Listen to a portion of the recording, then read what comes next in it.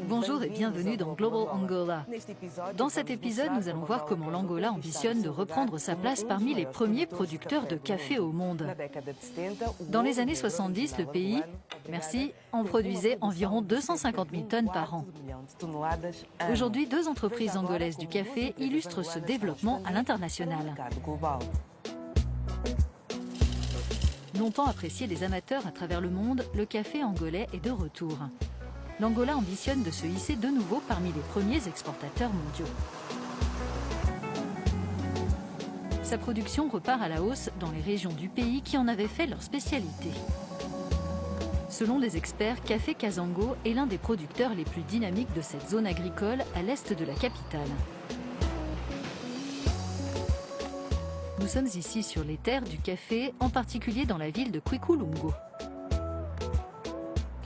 Le café de Kwikulungo, à l'époque coloniale, c'était ce qui faisait fonctionner l'économie.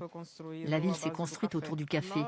Nous exportons principalement vers les États-Unis, mais nous avons aussi un site internet qui nous permet de vendre notre production ailleurs dans le monde. Camila Paula est originaire d'un pays qui est un géant du café, le Brésil. C'est d'ailleurs un Brésilien qui a lancé cette culture ici au début du 19e siècle. Dans les années 70, la production angolaise atteignait près de 250 000 tonnes par an. Après l'interruption de la guerre civile et près de 20 ans de paix, l'Angola est en train de rebondir. Nous avons environ 500 planteurs de café qui sont sous contrat avec nous. C'est auprès d'eux que nous récupérons la matière première.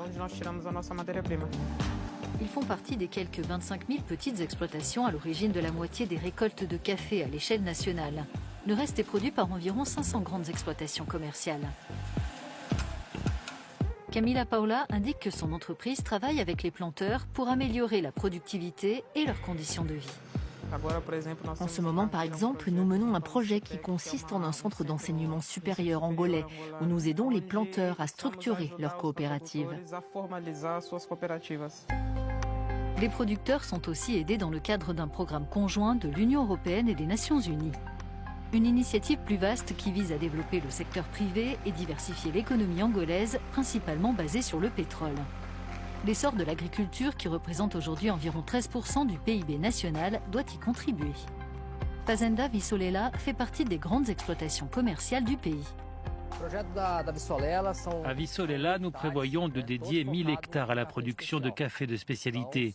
Donc chaque variété de café arabica sera cultivée sur 100 hectares et 80% de ces cafés seront destinés à l'export. Chaque année, nous comptons doubler notre chiffre d'affaires. Ce qui veut dire que cette année, ce n'est que le début d'un avenir radieux. Il y a fort à parier que le café, c'est l'avenir. Il a déjà eu cette importance dans le passé. Il est clair qu'il représente l'avenir de l'Angola.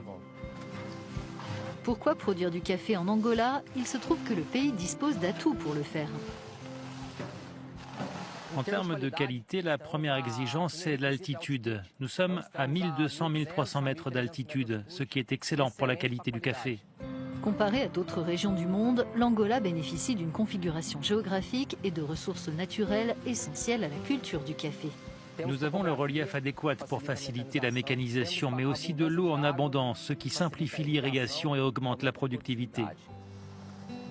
Ce potentiel a été repéré notamment par le Centre français de recherche agronomique CIRAD qui a mené des études sur place avec le soutien de l'Union européenne et la participation d'experts originaires d'Angola, d'Argentine, du Portugal et de France. Il y a une motivation vraiment des gouvernements, le gouvernement local, mais également d'institutions internationales comme l'Union européenne pour redynamiser ce secteur avec quelques acteurs locaux aussi qui sont très dynamiques et qui tentent d'innover pour faire en sorte que le secteur café en Angola retrouve sa gloire d'antan. Fort de nouvelles technologies agricoles et de ses saveurs qui dans le passé avaient conquis le marché mondial, le café angolais affiche ainsi ses ambitions. C'est la fin de ce Global Angola. Retrouvez cet épisode et d'autres reportages sur notre page Angola sur euronews.com. À bientôt dans notre prochaine édition.